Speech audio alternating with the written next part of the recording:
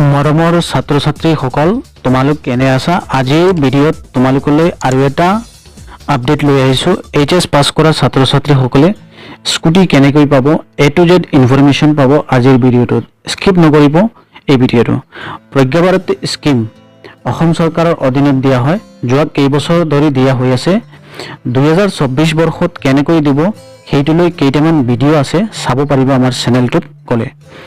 এতিয়া main to the point discuss কৰিব বিচাৰিছো যোৱা কেইটামান বছৰত কেনেকৈ দিছে আমি সবে আগতে জানিলো আহা স্কুটি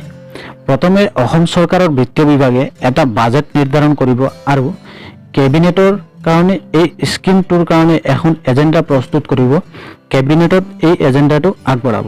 তাতে অনুমোদন হলে আমাৰ চৰকাৰৰ মন্ত্ৰীসভাই অনুমোদন দিলে তেতিয়া এই এজেন্ডাটো পাস হ'ব তেতিয়া এই বিভাগীয় কৰ্তৃপক্ষ আৰু মন্ত্ৰীসভাৰ মন্ত্ৰীসকলে ইয়াৰ ওপৰত এটা ডিসিশন ল'ব লৈ পেলাই এই বিষয়ত দিশ নিৰ্ধাৰণ কৰিব যে কি কন্ডিশনত কেনে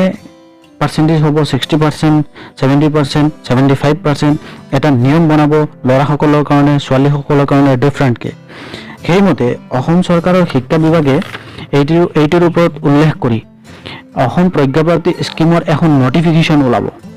আৰু এই নোটিফিকেশনখনত এপ্লাইৰ কাৰণে এটা ডেট নিৰ্ধাৰণ কৰি দিয়া হ'ব যে ইমান তাৰিখৰ ভিতৰত আপোনালোকে এপ্লিকেশনখন জমা দিব লাগিব ফৰ্মখন সাবমিট কৰিব লাগিব হেতু অনলাইন হ'ব পাৰে সেই নৰ্মছ মতে সকলোৱে এপ্লাই কৰিব আৰু তাৰ ওপৰত এটা মেৰিট লিষ্ট ওলাব স্কুল ওয়াইজ বা ডিস্ট্ৰিক্ট ওয়াইজ চৰকাৰী যেটো স্কুলত আপোনালোকে যিখন হায়াৰ সেকেন্ডাৰী স্কুলত আপোনালোকে এক্সাম দিছিলে সেই স্কুল ওয়াইজও হ'ব পাৰে তাৰ পিছত নিজৰ নামটো আহাৰ পিছত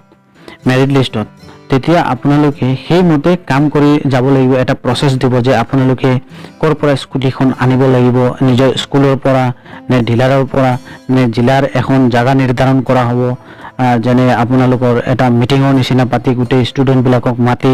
মন্ত্ৰী আহি ডিস্ট্ৰিবিউট কৰিব তেনেকাও সিস্টেম হ'ব পাৰে সেই মতে আপোনালোকে নিজৰ স্কুটিটো পাব এতিয়া কথা হল 2024 বৰ্ষৰ এই কামখিনি এতিয়াও আৰম্ভ হোৱা নাই অতি সোনকালে আপোনালোকলৈ এই সুখবৰটো আহিব কাৰণ ইলেকশন শেষ হৈছে গতিকে এইটো ফাৰ্স্ট আহিব এইটোৱে কাৰণ ইলেকশনৰ সময়ত এই বিষয়ে তোমালোকৰ স্কুটিটো দিয়াৰ বিষয়ে মাননীয় অসমৰ মুখ্যমন্ত্ৰী মহোদয়ে কৈছিল গতিকে মাত্ৰ আপোনালোকে অপেক্ষা কৰিব লাগে এই মেছেজটো পাবৰ কাৰণে নথিপত্ৰ ৰেডি কৰি ৰাখিব লগতে কোনো ধৰণৰ নথিপত্ৰ যাতে কম নহয় মই আগৰ ভিডিঅ'ত বনাই দিছো কি নথিপত্ৰ ৰেডি কৰি ৰাখিব লাগে হেতু চাই পেলাই আপোনালোকে হেমতে নথিপত্ৰখিনি ৰেডি কৰি ৰাখিব ধন্যবাদ আজিৰ ভিডিঅ'টোত কিন্তু লাষ্টতে আজিৰ ভিডিঅ'টোৰ এটা কুইজ আমি আপোনালোকলৈ আগবঢ়ালো যদি কোনো ব্যক্তিয়ে এই কুইজটোৰ আনসাৰ আমাৰ কমেন্ট ভিডিঅ'টোৰ কমেন্টত সৰ্বপ্ৰথমে দিব পাৰে তেওঁলোকলৈ আমি এখন মানপত্ৰ আগবঢ়াম আমাৰ চেনেলটোৰ ফালৰ পৰা আমাৰ চেনেলটোৰ কমেন্ট বক্সতে দিয়া হ'ব এই মানপত্ৰখন গতিকে কোৱেশ্চনটো হল অসমৰ লোকসভাৰ আসন কেইখন অসমৰ লোকসভাৰ আসন কেইখন কোৱেশ্চনটো হল শুদ্ধ উত্তৰ দুটালৈ আমি মানপত্ৰ প্ৰেৰণ কৰিম ধন্যবাদ জয় অসম